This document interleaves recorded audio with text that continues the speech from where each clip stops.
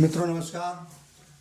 पिछली वीडियो में के आप ये पहचान लेते हैं कि संतान होगी या नहीं होगी। संतान होगी तो पुत्र होंगे या पुत्री होगी। इसके पार्ट नंबर 1 आप जरूर देख लेना। उसी का दूसरा पार्ट मैं आज आपको बता रहा हूँ कि लगन तो उसमें बता दिया, और D7 और D9 मित्रों कुंडली के 3 भाग बहुत जरूरी होते हैं बच्चों के बारे में जानने के लिए। लगन, सप्तम और D9। लगन को मैंने पिछले में बताया, सप्तम को आप अब देखिए। वीडियो को आप पूरा देखना, लाइक करना, सब्सक्राइब करना। लोग अधूरी अधूरी वीडियो देख लेते हैं, वो कहते हैं कि ये तो कुछ समझ नहीं आ रहा। अब सप्तम के बाद हम नवांश भी बताएंगे जिनको D9 बोलते हैं। D7 और D9 दोनों इस वीडियो में बताएंगे। वीडियो को आप मित्रों पूरा देखना। सप्तम की लगन की चर्चा आज मैं यहाँ नहीं करूँगा क्योंकि सप्तम और D9 रह जाएंगे। तो आप D7 देखिए। एक स्त्री की कुंडली है जिसको केवल 6 कन्याएं ही हुई, और वो भी बड़े देर के बाद हुई। पहले तो जो D7 था, D1 था, वो पंचमेश इनका बिल्कुल पीड़ित था, शनि से, राहु केतु से पीड़ित था। लेकिन D9 में वो ठीक हो गया, इसलिए इनको संतान तो हुई, लेकिन सारी कन्याएं हुई। वो आप आगे देखिए। अब D9 देखिए, ये D9 चार्ट है। जो लगन में हमने बताया था वो लगन था, लेकिन अब ये D7 देखिए। यहां हमने लिख दिया D7 संतान। D7 में चंद्र इनके लग्नेश हैं। अब आप एक चीज देखोगे कि इनके लगन पंचम और सप्तम सारे स्त्री ग्रह में पहुंच गए। इनके लग्नेश कहां बैठ गए?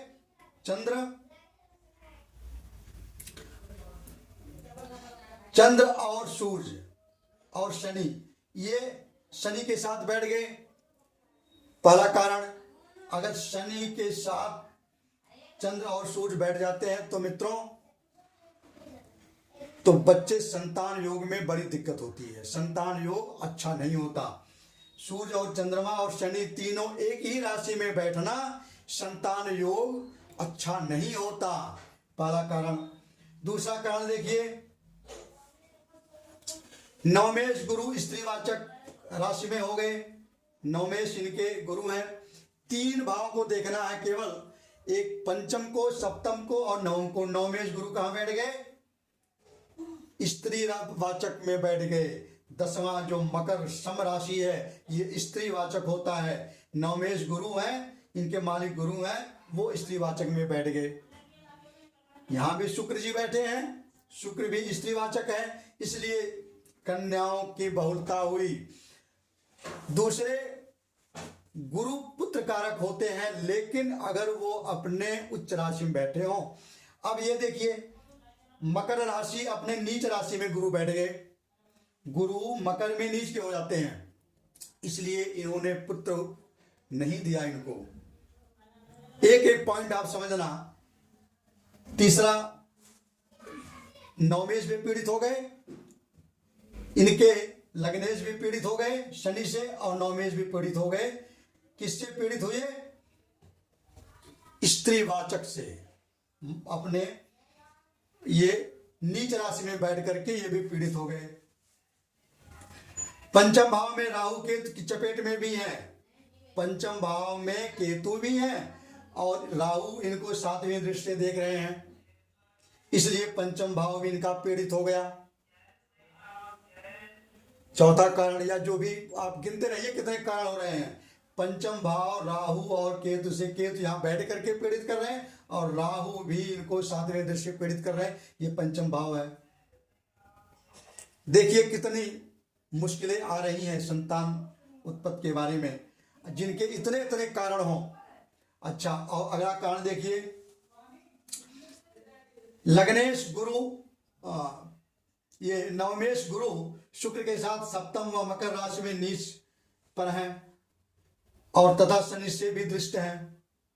ये भी मैंने आपको बता दिया। गुरु, नवमेश गुरु मकर राशि में है, नीच के हो गए और शनि से पीड़ित हो गए, और शुक्र जो कि 11वें और चौथे भाव के मालिक शुक्र जी हैं, इनके साथ बैठ के शनि से पीड़ित हो गए।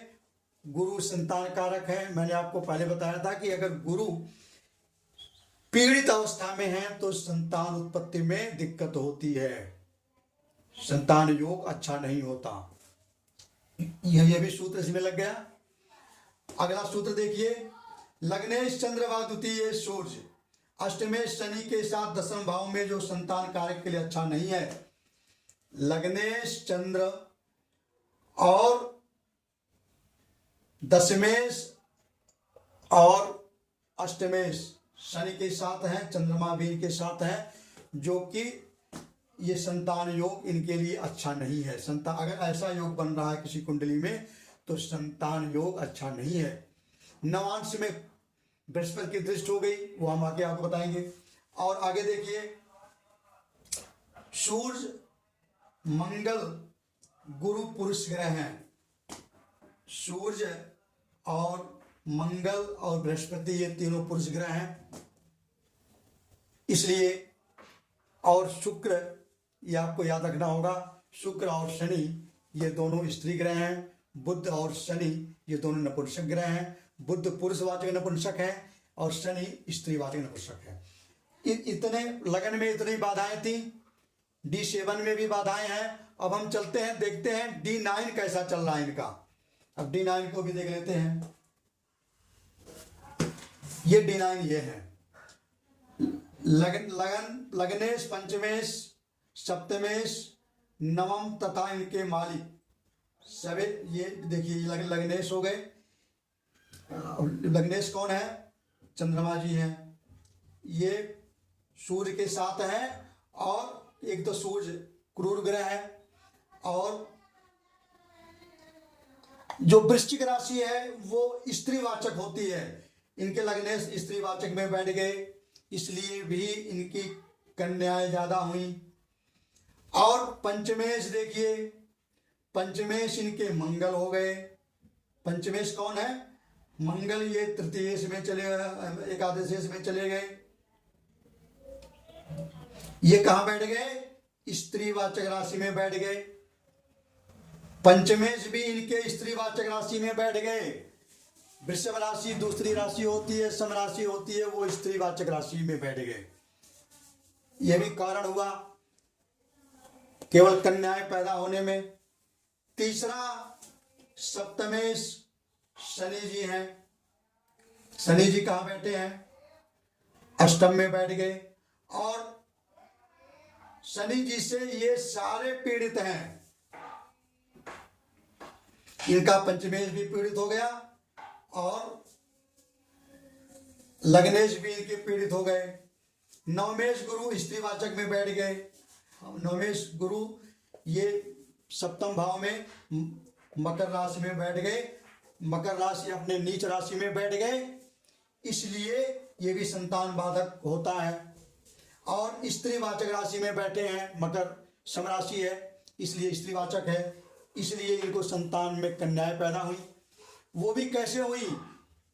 पहले तो इनका योग नहीं बन रहा था, लेकिन नवांश में थोड़ा ठीक हो गया, इसलिए कि पंचमेश पर मंगल पर गुरु की दृष्टि पड़ गई, इसलिए संतान इनको बाद में हुई। बहुत देर के बाद इनको संतान हुई। यही कारण है गुरु की दृष्टि जो कि पांचवी दृष्टि इनके पंचमेश पर पड़ी।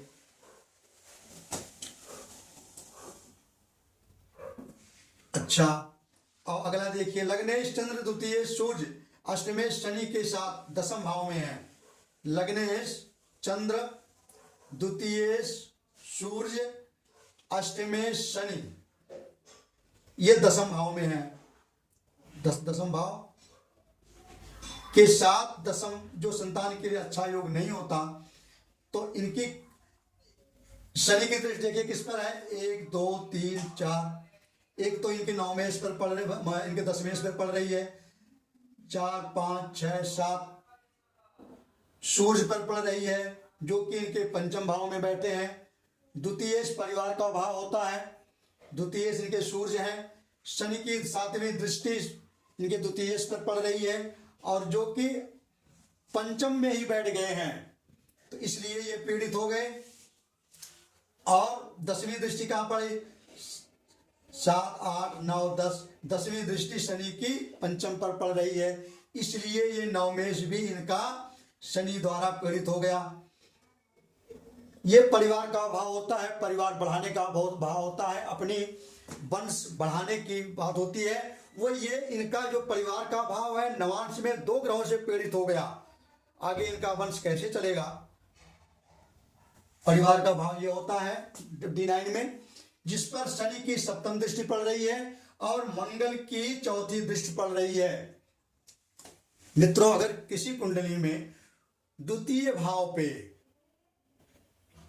शनि की और मंगल की दृष्टि पड़ जाए तो ये आप समझ लीजिए कि उसका वंश चलने में प्रॉब्लम होती है, अपने पुत्र पौत्र आदि नहीं हो सकते।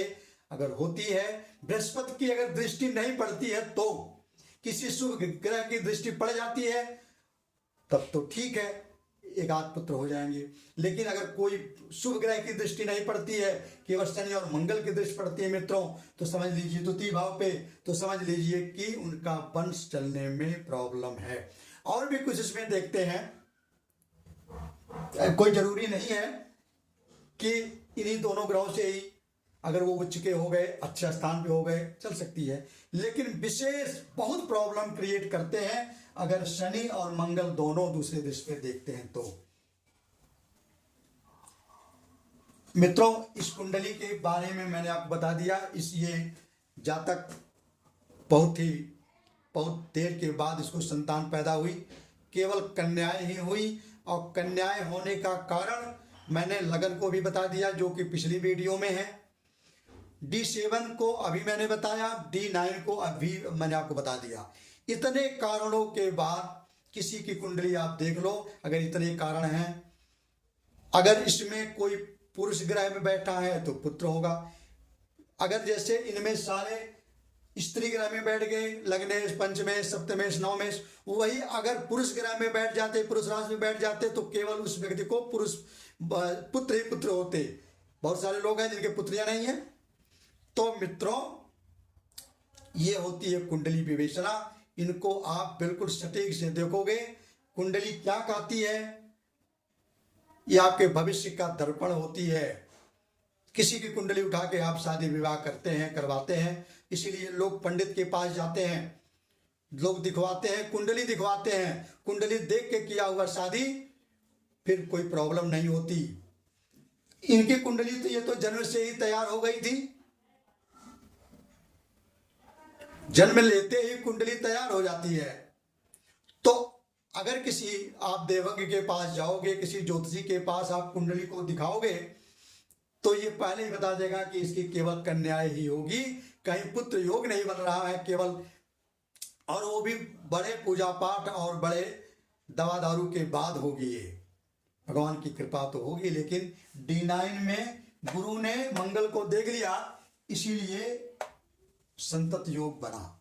और इतनी सारी कमियों के बाद इनके ये स्त्री की कुंडली है, इसमें कन्याएं हुई। मित्रों, अब हम आगे आपको और भी बहुत सारी चीजें बताएंगे इन्हीं से संबंध में कि कितने पुत्र होंगे, कितनी पुत्रियां होंगी। संख्या भी मैं आपको बिल्कुल एक एक करके दूंगा, आप वो अपनी कुंडली में लगाना, देखना 100% वो सत्य आता है। मित्रों, वीडियो को लाइक कर देना, सब्सक्राइब कर देना। यदि ये वीडियो पसंद आई हो तो नमस्कार, वीडियो को पूरा देखना, और इसके पार्ट 1 वाला भी आप जरूर देखना, तभी समझ में आएगा। तो नमस्कार।